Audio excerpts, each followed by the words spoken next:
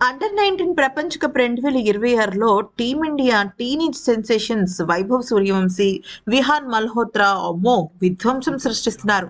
Super సిక్స్లో భాగంగా జింబాబ్వేతో జరుగుతున్న మ్యాచ్లో 14 ఏళ్ల వైభవ్ సూర్యవంశీ హాఫ్ సెంచరీతో దుమ్మురేపేశాడు. 4 4లు 4 6లతో 30 బంతుల్లోనే 52 పరుగులు చేశాడు. విహాన్ మల్హోత్రా ఏకంగా సెంచరీతో కథం తొక్కాడు. 107 బంతుల్లో 7 4లతో ఇక 109 పరుగులు చేసి నాట్అవుట్ గా నిలిచాడు. అయితే ఈ విహాన్ కొట్టిన సెంచరీలో అత్యధిక శాతం క్విక్ సింగిల్స్, క్విక్ డబుల్స్ ఉండడం చాలా గొప్ప విషయం. ఇక అభిజ్ఞాన్ కుండు కూడా హాఫ్ సెంచరీతో సత్తా చాటడంతో ఈ మ్యాచ్ లో ముందుగా బ్యాటింగ్ చేసిన యువ భారత్ 50 ఓవర్లలో 8 వికెట్లకు 352 పరుగులు చేసింది.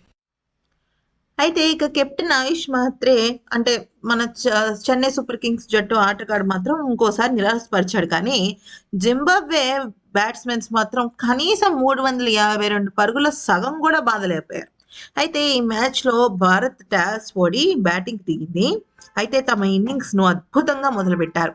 ఓపెనర్లు Aaron George, Vaibhav Suryavanshi Zimbabwe బౌలర్లపై ఎదురుదారికి దిగారు. ఇక మొదటి ఓపెనర్ ఆరోన్ జార్జ్ 23 పరుగులకే వెనుతిరగ్గా ఇక వైభవ్ సూర్యవంశీ దుమ్ము రేపేశాడు. కెప్టెన్ ఆయుష్ మహత్రేతో కలిసి తన విశ్వరూపం చూపించాడు. 24 బంతుల్లోనే హాఫ్ సెంచరీ సాధించాడు. దాంతో 10 ఓవర్లలో 100 పరుగులు చేసింది. ప్రమాదకరంగా మారిన ఈ జోడీని చిమోగురు విడదీశాడు. ఆయుష్ మాత్రే 21 పరుగులు చేసి అవుట్ అవ్వగా వైభవ్ సూర్యవంశీని మాత్రం చాలాసేపు అక్కడ మైదానంలో ఉన్నాడు. కానీ ఆ తర్వాత మాత్రం తను 56 పరుగులు నమోదైన తర్వాత తను అవుట్ అయిపోయాడు అనమాట. ఈ పరిస్థితుల్లో వచ్చిన విహాన్ మల్హోత్రా, అభిజ్ఞాన్ కుందు జట్టును ఆదుకున్నారు. ఆరంభంలో ఆచితూచి ఆడిన ఈ జోడీ ఆ తర్వాత బ్యాట్కు పని చెప్పారు.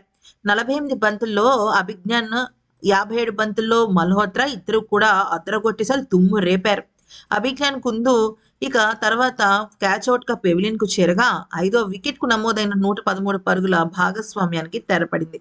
అయితే ఇప్పుడు ప్రస్తుతం గనక గమనించినట్టయితే యువ భారత జట్టు అదరకొడుతోంది. ఇక పరుగుల వరద పారిస్తున్నారు. ముఖ్యంగా విహాన్ కానీ, వైభవ్ కానీ, అభిజ్ఞాన్ కానీ చాలా బాగా రాణిస్తున్నారు. ఇక ఏకంగా ఈ 204 పరుగుల తేడాతో జింబాబ్వేని ఓడించిందంటే ఇంక మామూలు విషయం కాదు కదా.